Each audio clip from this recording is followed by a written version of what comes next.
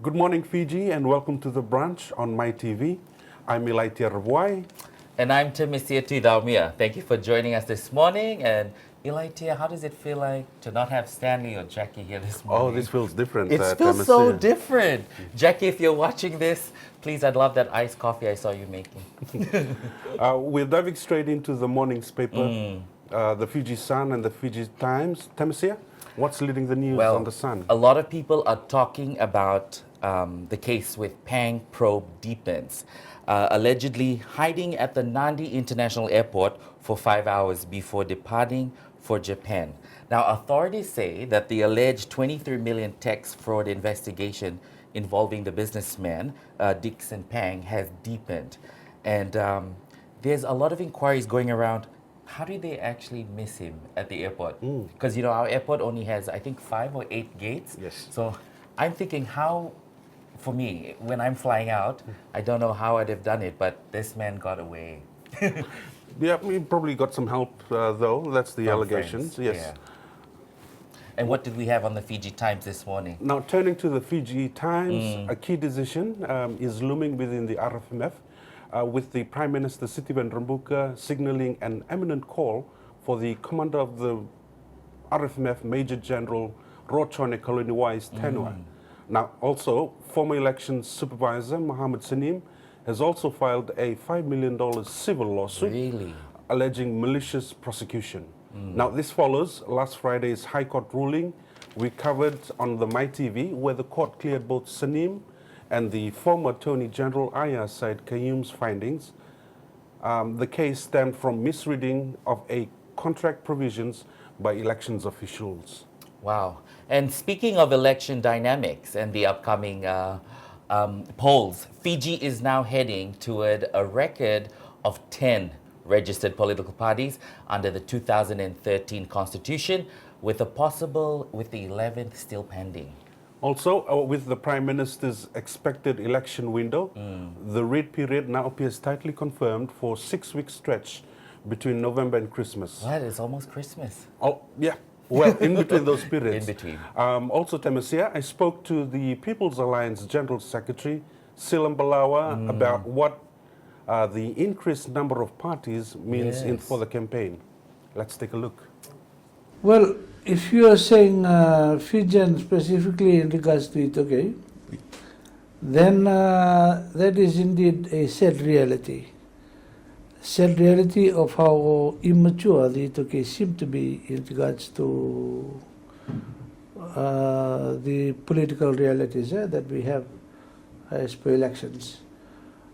Because if you see a lot of complaints today, it's the Itoke complaining about rights and what the last government did in regards to resources, Golingoli and all the surfing decree, but that all came about because they had the mandate to create laws as a government, and if the Itoke want that to create laws to safeguard what is for them, then they cannot afford to allow themselves to be split up into these various small groups, because the electoral system does not allow for it.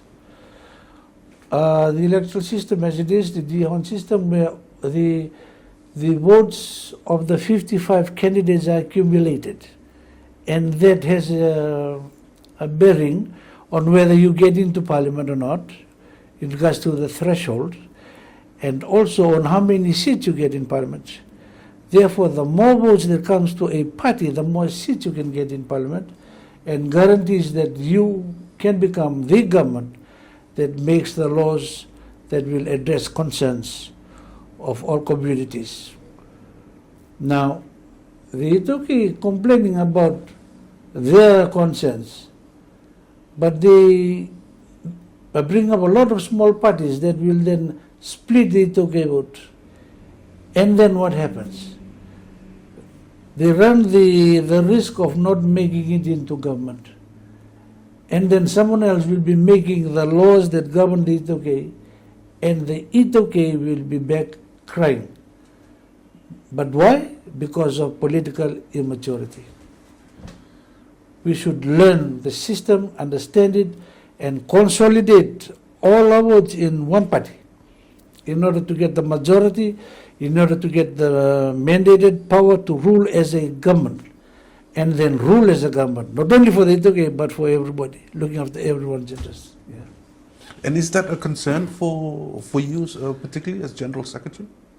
It is a concern, and but that we look upon it as part of the challenge for us to overcome going to the elections. Last week, I was invited to sit with Mbosini Momo, the chiefs of the province of Mba, and we had a very good discussion. It came out very positive.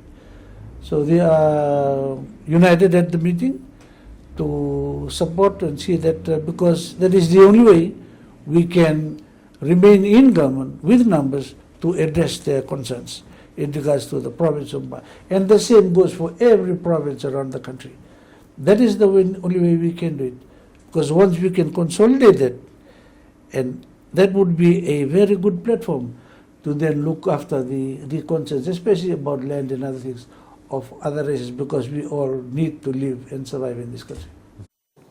Well, thank you, Ilaitia. You had a great conversation, great questions with the People's Alliance General Secretary. And I think there was a very interesting perspective of how the Itauke vote could shape the outcome. That's right. Also, as campaigns are moving, of the 10 registered political parties, SODALPA is the first to unveil its initial list of proposed candidates. Now, for full updates, visit mytvfiji.com. And of course, with the election approaching, attention is turning to the economy. Finance Minister Asram Emmanuel has delivered the 2026 to 2027 budget, calling it a plan to live within means, cut cost, and redirect spending to capital projects. After the break, we are joined by the Permanent Secretary for Finance, Shiri, Gounder, to break it all down. We'll be right back.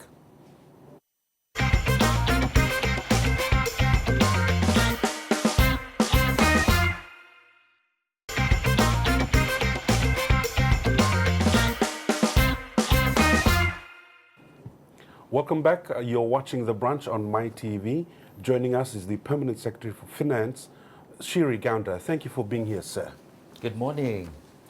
How are you feeling? Good. I know off camera I just asked you, how's the pressure going with leading out our country's budget this time around? How has that role been for you? This was a very challenging budget for me. So as I've said earlier, I've worked on almost 18 budgets for the country. Wow. And 6 as Permanent Secretary of Finance. Yes. And this was especially very much complex given the circumstances globally and domestically. Wow. Well, thank you for serving our country. It's really nice to meet you. Now, PS, during the preparation phase, this was described as the worst case scenario budget due to external shocks like the global fuel crisis, yet the final framework landed on the theme, living within your means. How does the final framework align with the theme? Oh, thank you very much. As you know, the budget was prepared against a backdrop of a global situation, Right. which is still evolving and very uncertain and volatile, especially with the conflict that we are seeing in the Middle East. Yes. And the implications it has on fuel prices, which has a lot of implications on Yeah. the domestic economy. When we talked about the worst case scenario for the budget, just to clarify, it was in the context of the deficit. If Right. you look at the deficit for the 2026-2027 budget, it's set at $1 billion. Yeah, we saw that. And that's 7% of the deficit. What it means is that we have to borrow $1 billion Okay. to finance the expenditure of $4.8 billion. Oh, This is relatively a very large deficit. right. However, as you have pointed out, we have said that in this budget, the focus is basically living in our means. Yes. And it's a responsible budget for sustainable future. Why did we say that? For 3 reasons. One, I think this is the first time in the last many budgets that the nation has seen Yes. that we have restrained the expenditure growth to near zero. Wow. If you look at the expenditure this year, it's set Yeah. at $4.8 billion, which is very much similar to the expenditure in the previous budget. Right.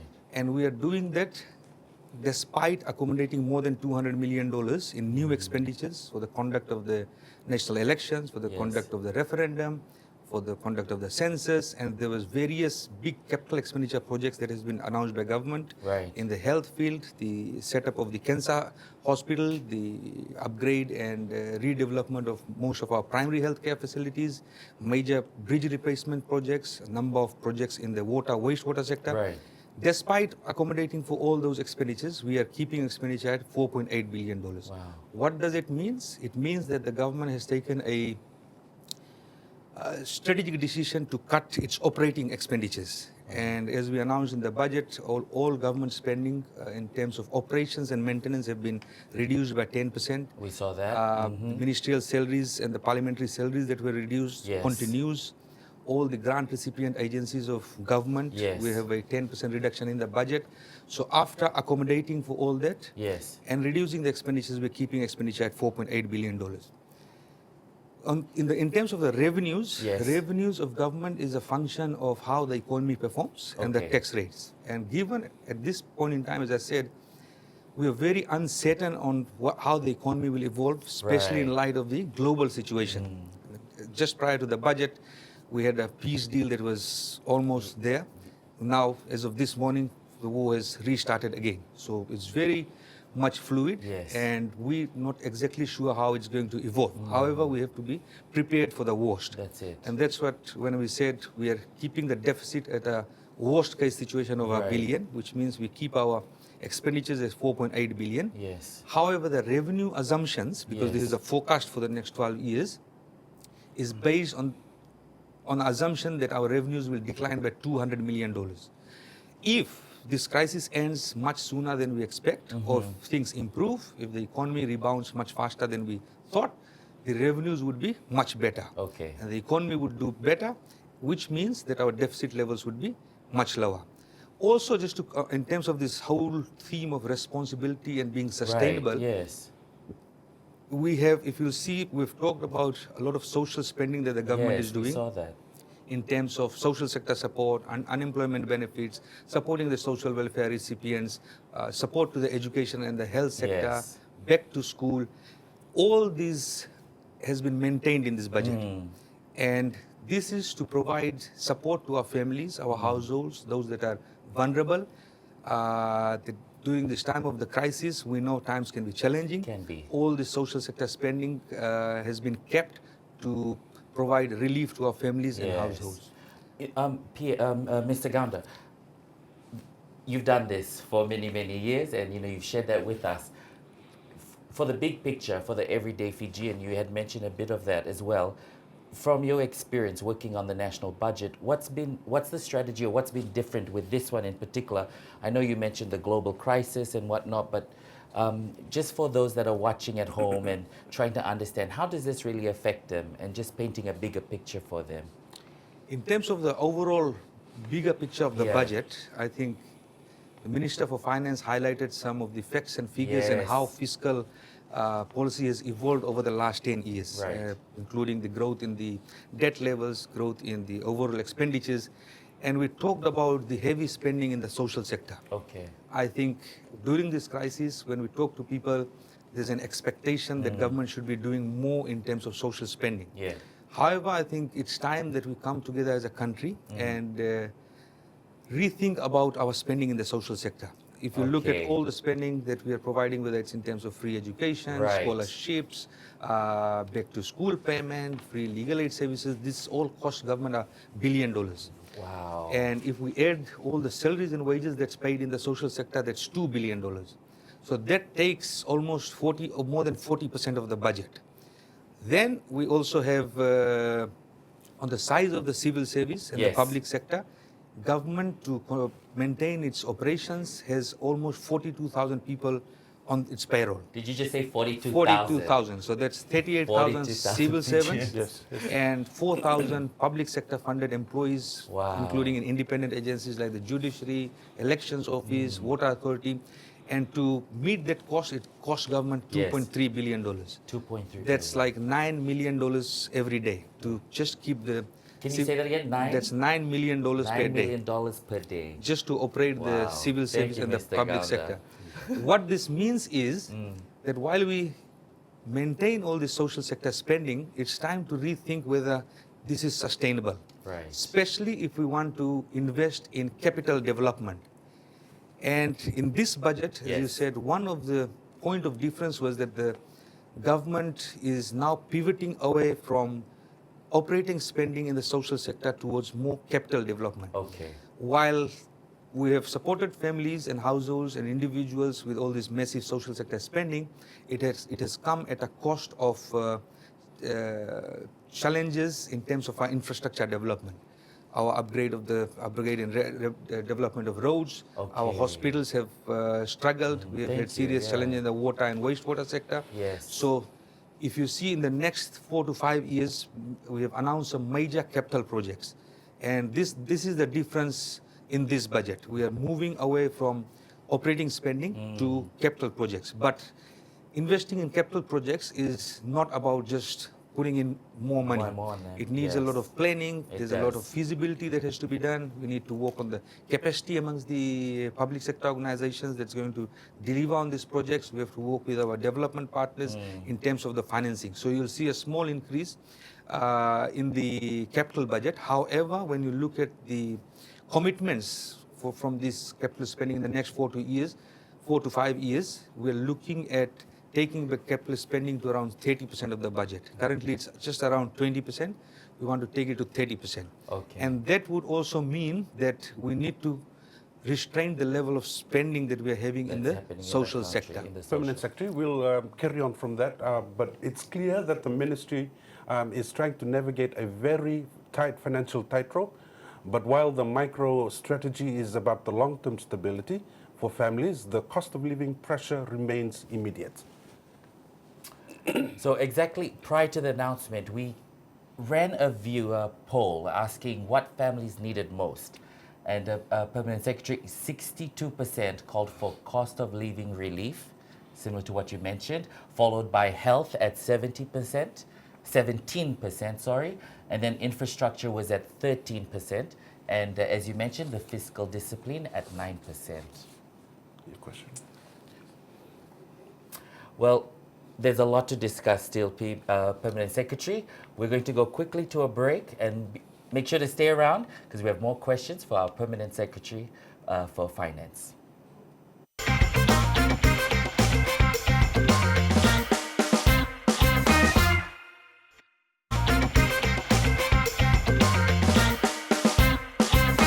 Still with PS Finance, Mr. Gounder. All right, are you ready for your next question?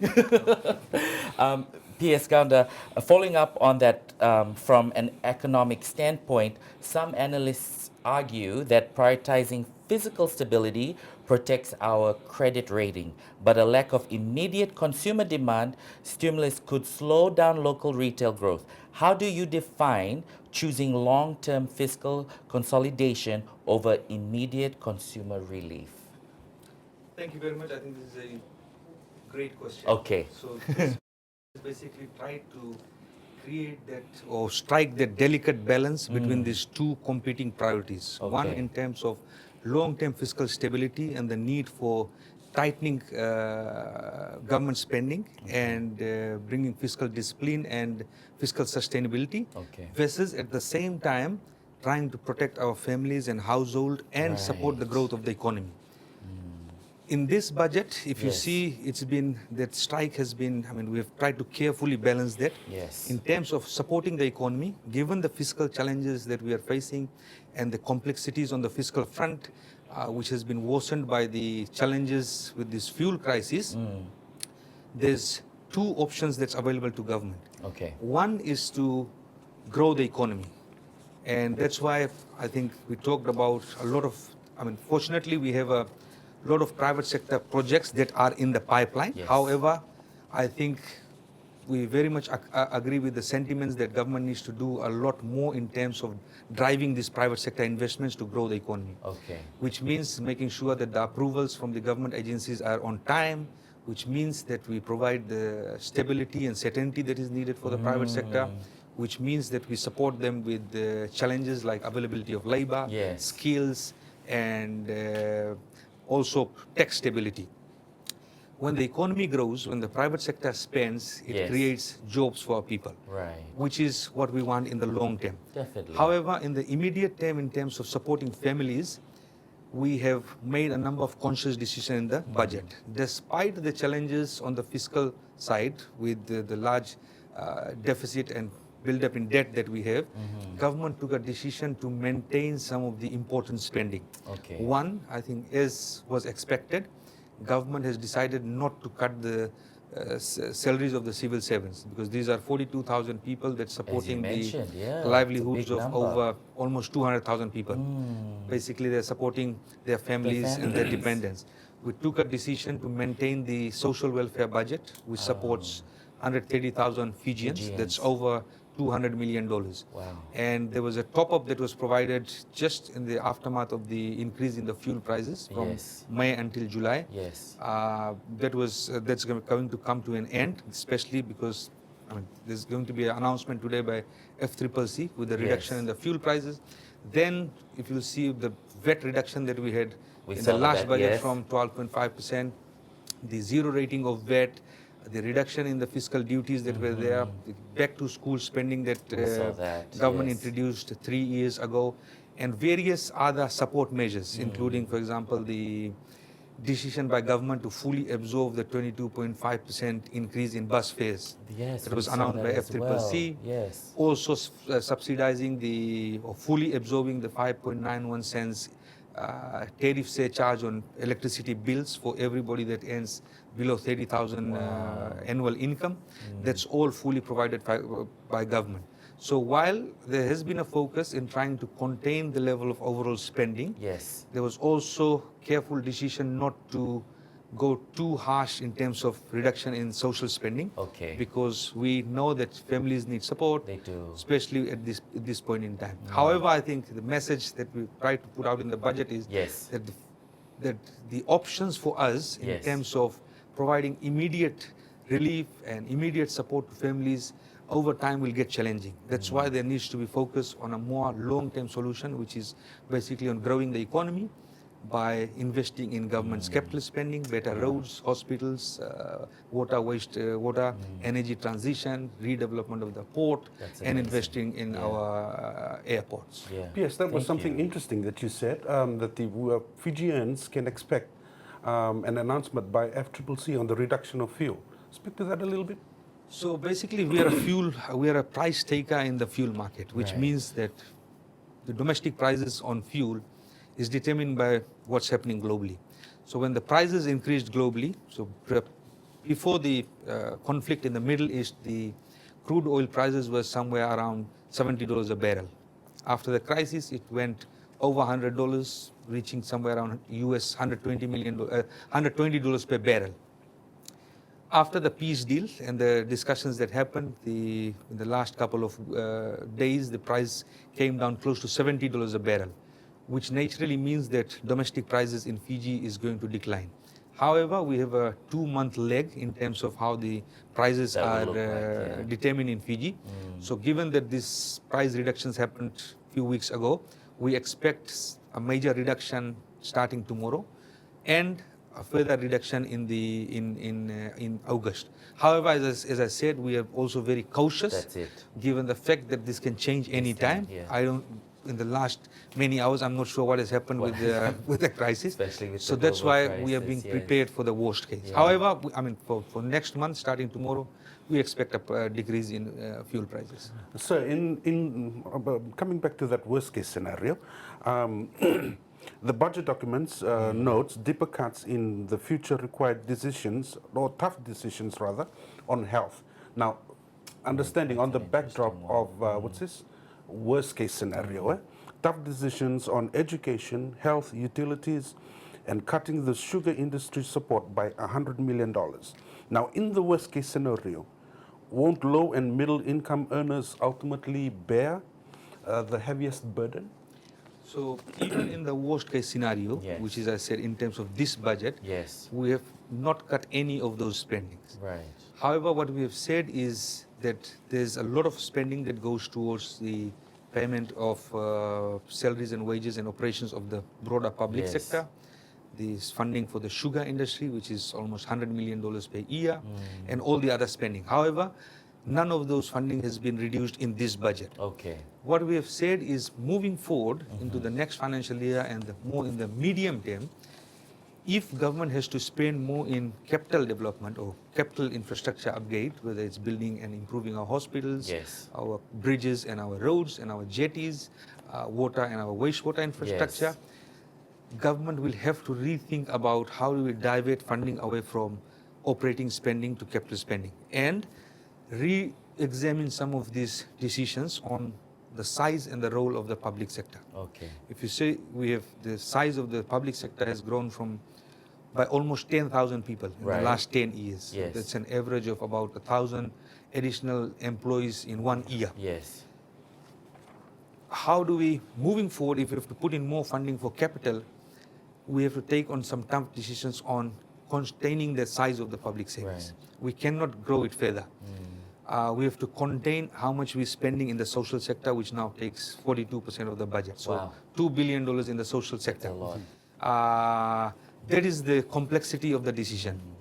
But again, to clarify, none of those funding have been reduced in this budget.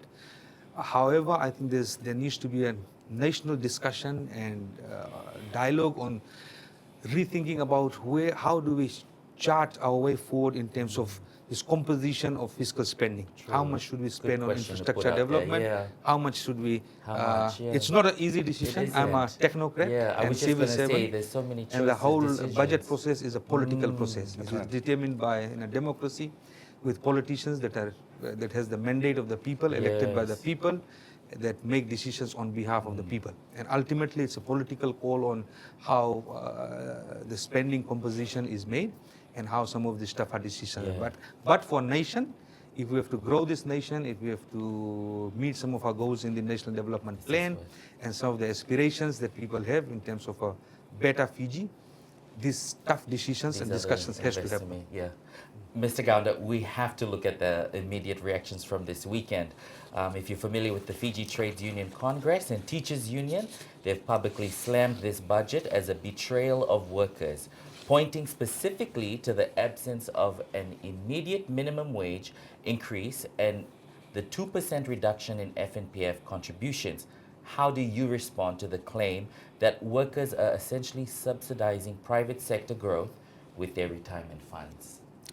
I think it's important to look at this in a much broader context. Great. Especially in terms of public sector wages. Okay. In the last 2 budgets, Yes. The civil servants got a pay rise of somewhere ranging from 7 to 20%. Okay. And there was a further increase that was provided in the budget for all the public sector employees of 3%. So technically, in the last 3 years, the civil service has got a pay rise of 10 to 23%, Wow. depending on where you are on the pay bracket. Similarly, in terms of the salary, the wages for the unskilled sector, or Yes. the minimum wage of $5, in the last short period of time, we have Yes. seen the minimum wage rising up to $4, and from $4 to $5 in the very recent Just change. 12 months Yes. or so.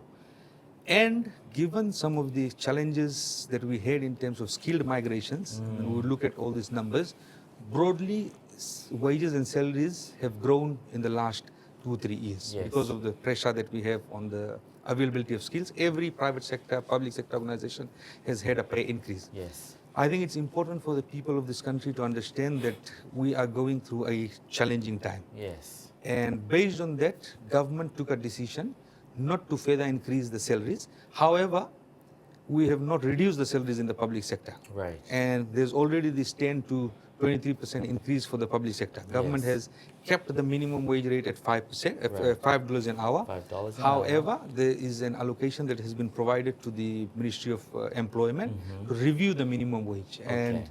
I'm personally, as a technocrat, of the Yeah. firm view that any decision on the minimum wage rate should be based on productivity improvements, and it cannot be arbitrary decisions on where the wage rate should be. Okay. So yes, while we note these comments, we welcome these comments Yes. and discussions with the unions and collectively with the employers. Yes.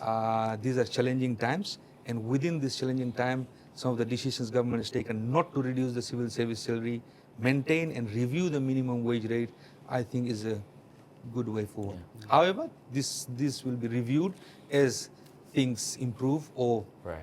the other way. Yeah. So, in relation to Fiji's national airline, the budget outlines a massive $200 million guarantee to stabilize Fiji Airways. Now, alongside extended tax loss carry forward provisions from 18 to 15 years. Now, the question is our national airline in financial trouble, or is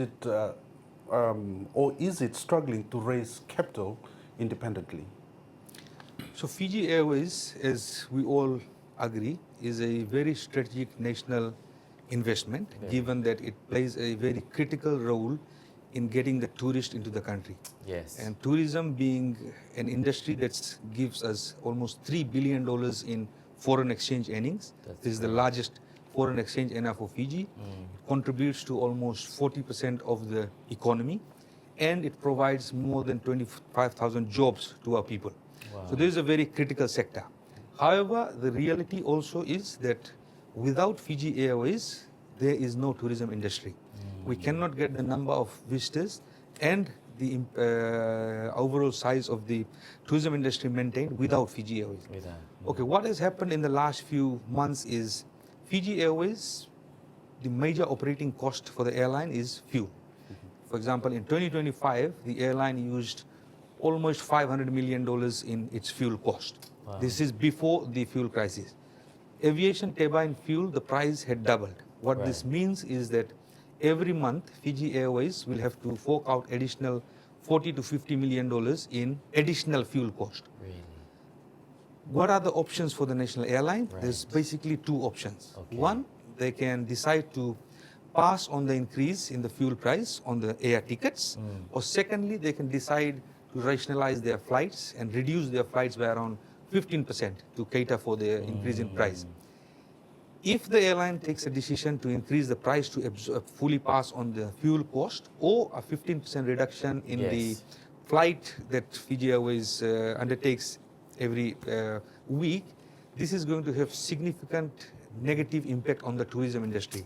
It's going to affect our hoteliers because tourism numbers will be affected. It's going to affect the jobs and our people that's employed in the tourism industry, and it's going to affect the overall industry and the overall economy, given the importance of tourism. So government, together in discussion with Fiji Airways and the stakeholders, took a number of decisions.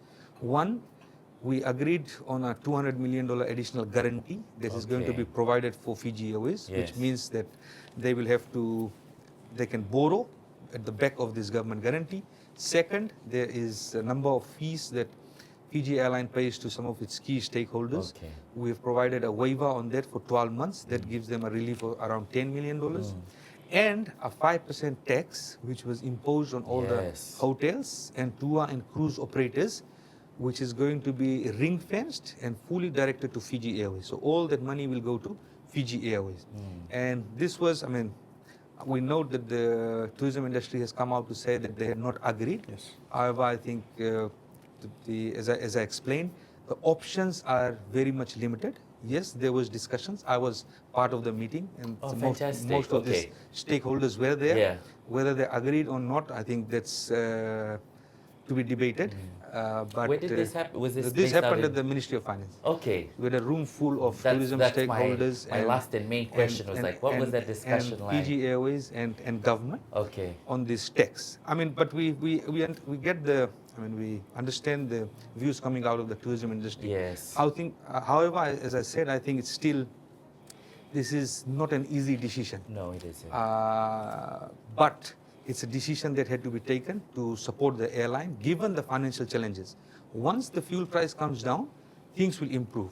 And I think in terms of some of the comments around what else should Fiji Airways do, yes, in the background, Fiji Airways and government as the majority shareholder, together with institutions like FNPF, which is another key stakeholder, we are having discussions on other measures that can be placed. And one of that, which I think has some of the sentiments around that has been voiced out, is looking at non-core assets of Fiji Airways. I see. Thank you so much. My next question for you is, many were hoping for an immediate measure like further reduction in VAT to lower their grocery bills. What direct message do you have for these young families that are struggling to have ends meet? So, yes, I think in light of the challenges on the cost of living, which is largely induced by price pressures overseas, by the fuel prices that's increasing, and also the food prices that has increased overseas, which ultimately translates into domestic food prices. I think the message is that government cannot reduce its taxes further Okay. in a situation like this unless we decide to reduce our spending. I see. And I think I take back to you, I mean, on this, when I started, I Yeah, said when you had we need to re-look at where we are spending. Exactly. So it's basically, if we want to reduce taxes further, a government have to reduce its spending. Okay. Where do we reduce? Should it be the public sector? Should it be public sector wages? Should it be social welfare? Should it be free education? Back to school? I think there's a much bigger national consensus Yeah. and discussion that's Yeah. required out of this. And you I had think mentioned about having a dialogue. because otherwise it's not possible. I mean, imagine if we reduce VAT now Yes. from 12.5, let's say, to 10, Right. we'll lose almost $300 million in revenues. Wow. At a time like when without What's the going tax on? reductions, we have $1 billion in deficit, Yes. which means if we cut any taxes further, the deficit becomes much bigger, and government will end up in a major financial trouble because we won't be able to borrow that amount of money. But yes, should we cut the taxes? It's only possible if we decide to scale back on our spending. And I think how these priorities are packaged is something that needs a lot of discussions. Yes. And it's and that's why we provided all these details in the budget. Yeah. So there's some discussion around this. Such a So the message is cutting back on spending, not reducing it. What's this? What's the word? I forgot. It slipped my mind. So cutting back on government, so unless government cuts on its spending, Yes. which when we detailed the $4.8 billion, we Yes. said this is all where government spends, unless we make some reductions there, it's very difficult to reduce our taxes further. the other side. Because that would mean that we lose revenue. Yes. And we cannot do that unless we reduce our spending. James, you want- Well, thank you. I just wanted to ask if there was any, last messages you really wanted to share with the public this morning, given that it's also your first time out here and taking on that role to speak on behalf of the budget. No, I think just given the challenges that we are seeing on the global front, I think the world is extremely uncertain. Yes. We haven't had this kind of situation at least in the last 100 years. I was going to say, with your many years as this permanent is- secretary, have you ever come across a This is- situation for this a is- country like this? This is extremely uncertain times, volatile, with military conflicts, not only in the Middle East, but in many parts of the Many world. parts. There's geopolitical confrontation. This is going to continue. And domestically, we have had our own sets of challenges. We're just recovering from the massive negative impact that we had from the pandemic in terms of our debt, in terms of our economy, and the various sectors of the economy. Yes. Things are going to be challenging. Okay. And I think in the budget, we have tried to move in the right direction by tightening the belt in terms of containing operating expenditure and putting more towards capital. Similarly, at individual and household levels, I think we have to prepare for the worst to come. Well, thank you so much, Mr. Gounder, and for sitting down with us and taking time out of your busy schedule to do this. We really appreciate it. And just on behalf of all the Fijians that are watching, thank you for breaking down the budget for us so we can understand. Yeah. The budget will now be debated in Parliament in July. Stay with us. We'll be right back after this short break.